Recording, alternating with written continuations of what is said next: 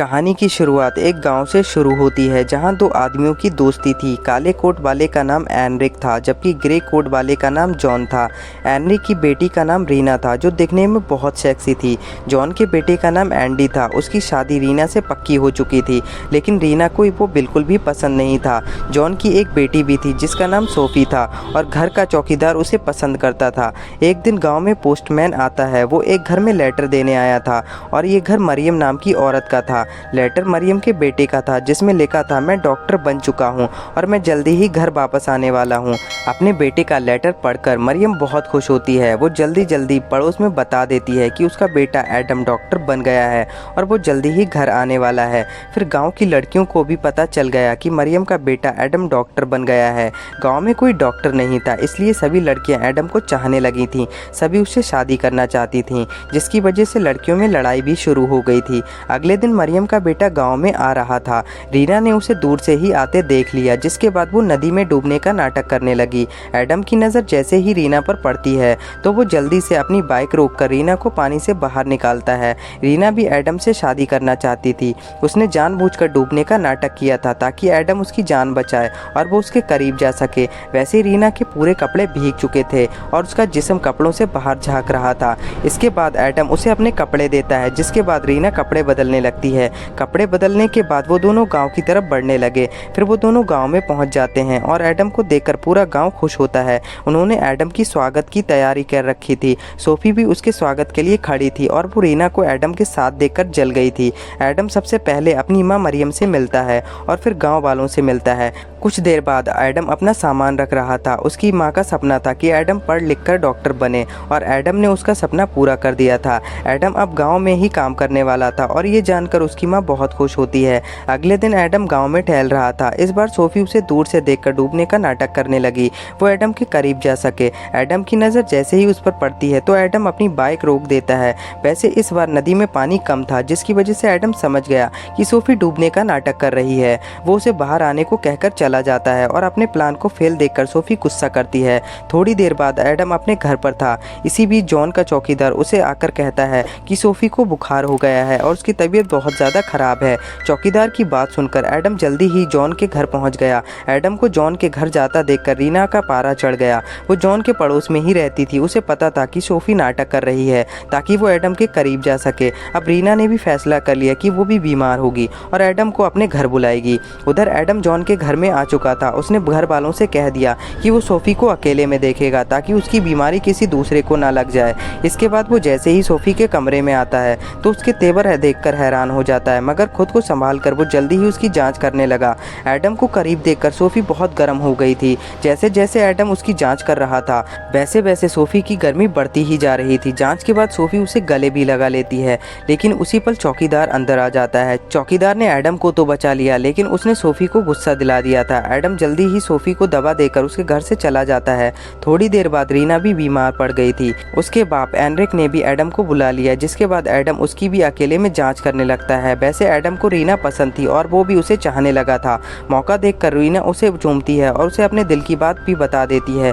अगले दिन गांव के कुछ बच्चे खेल रहे थे और एडम उन्हें दूर से देख रहा था। इसी बीच खेलते खेलते एक बच्चे को चोट लग जाती है जिसके बाद एडम उसकी चोट पर दवा लगाने लग जाता है। एडम को बच्चों से बहुत प्यार था और बच्चे भी उसे बहुत पसंद करते थे। कुछ देर बाद एक लड़की बुर्का पहनकर एडम के घर आती है। ये लड़की कोई और नहीं बल्कि रीना ही थी। वो एडम से कहती है, मैं तुमसे प्यार करती हूँ और तुमसे शादी करना चाहती हूँ। उसकी बात सुनकर एडम कहता है कि मैं भी तुमसे प्यार करता हूँ और तुमसे शादी करना चाहता हूँ। एडम की बात सुनकर रीना बहुत खुश हो गई जिसके बाद वो वहाँ से चली जाती है। थोड़ी देर बाद एडम एक स्टेशन पर तेल भरवा रहा होता है। तेल भरवाते समय तेल भरने वाले को खुजली हो रही थी। वो एडम को बताता है कि मुझे सुबह से खुजली हो रही है और मैं इससे बहुत परेशान हूँ।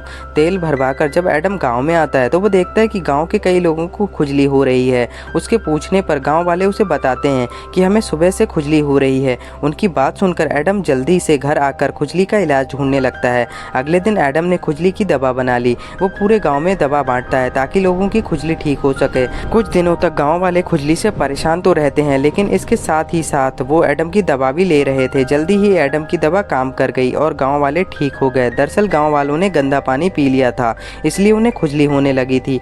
एडम की दवा ने गांव वालों को ठीक कर दिया जिस कारण गांव वाले उसे तोहफे में फल देते हैं। एडम ने गांव वालों से कभी पैसे नहीं लिए थे और ना ही वो उनसे तोहफे लेना चाहता था। वो गाँव वालों का दिल रखने के लिए तोहफे के फल बच्चों में बांट देता है। दूसरी तरफ रीना जहर पीने का नाटक करने लगती है। एनरिक को बताया जाता है कि रीना ने जहर पी लिया है, जिस कारण वो घबरा गया। वो अपनी बेटी से बेहद प्यार करता था, वो उसके लिए कुछ भी कर सकता था। जल्दी ही एडम को एनरिक के घर बुलाया गया। एनरिक उसे सब कुछ बताता है कि मेरी बेटी ने जहर पी लिया है। पूरी बात सुनने के बाद एडम ने रीना की जांच शुरू कर दी।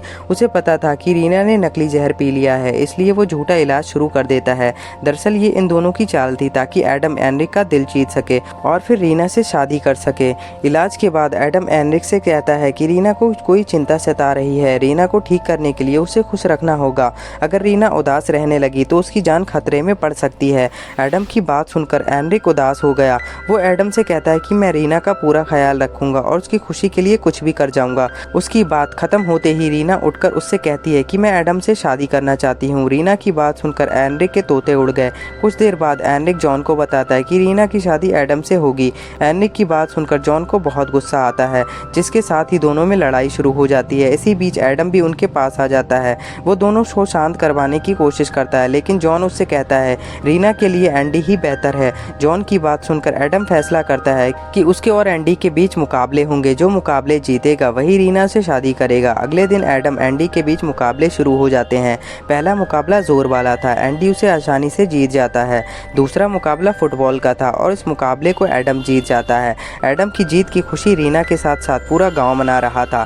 तीसरा मुकाबला निशानेबाजी का था। पहला मौका एंडी को दिया जाता है और वो अच्छे निशाने लगाता है। दूसरा मौका एडम को मिलता है और एडम ऐसे ऐसे अंदाज से निशाने लगाता है जिसे देखकर गांव वालों के होश ही उड़ जाते हैं। तीनों मुकाबलों में से एडम ने 2 मुकाबले जीत लिए थे, यानी अब रीना की शादी उसी से होने वाली थी। पूरा गांव एडम के जीतने की खुशी मना रहा था। इसी बीच एक गाड़ी उनके पास आकर रुकती। गाड़ी में से एक आदमी निकलकर एडम से कहता है, मैं सेहत विभाग की तरफ से आया हूँ। हमें पता चला है कि तुम बिना डिग्री के डॉक्टर की प्रैक्टिस कर रहे हो। ये एक अपराध है और इसीलिए मैं तुम्हें गिरफ्तार किया जाता है। एडम की सच्चाई जानकर पूरा गांव हैरान था, जबकि एंडी उसे बदनाम डॉक्टर कहता है। अगले दिन एडम को कोर्ट में पेश किया गया। वो जज को सब बताता है कि वो झूठा डॉक्टर क्यों बना। दरअसल एडम की विधवा माँ का सपना था कि एडम पढ़ लिख कर डॉक्टर बन सके। एडम पढ़ाई में कमज़ोर था, इसलिए वो डॉक्टर तो ना बन सका, लेकिन उसे एक अस्पताल में गार्ड की नौकरी मिल जाती है। एडम ने गार्ड बनकर ही थोड़ी बहुत डॉक्टरी सीख ली थी। वो अपनी माँ का सपना पूरा करने के लिए झूठा डॉक्टर बना था। एडम के हक में कुछ गाँव वाले भी गवाही देते हैं कि एडम ने कभी भी उनसे पैसे नहीं लिए। पूरी बात जानकर एडम को रिहा कर दिया जाता है। इसके साथ ही एडम को समझाया जाता है कि वो प्रैक्टिस नहीं कर सकता। एडम जज से वादा करता है कि आज से मैं बिल्कुल भी प्रैक्टिस नहीं करूंगा। कहानी के आखिर में एडम और रीना की शादी हो जाती है और दोनों खुशी खुशी रहने लगते हैं। इसी के साथ मूवी एंड हो जाती है। आई होप आपको एक्सप्लेनेशन अच्छा लगा होगा। अगर आपको वीडियो पसंद आया तो प्लीज़ इसे लाइक कर और चैनल को सब्सक्राइब कर लीजिए। मैं मिलता हूँ आपसे अगले वीडियो में।